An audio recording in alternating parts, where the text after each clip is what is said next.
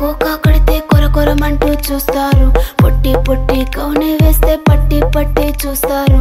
Cocoa కాదు కౌను కాదు, కట్టులోన ఏముంది, మీ కళ్ళల్లోనే అంతా ఉంది, మీ మగ బుద్ధి వంకర బుద్ధి. ఊ అంటావా అమ్మావా, ఊ అంటావా అమ్మావా, ఊ అంటావా అమ్మావా, ఊ అంటావా అమ్మావా.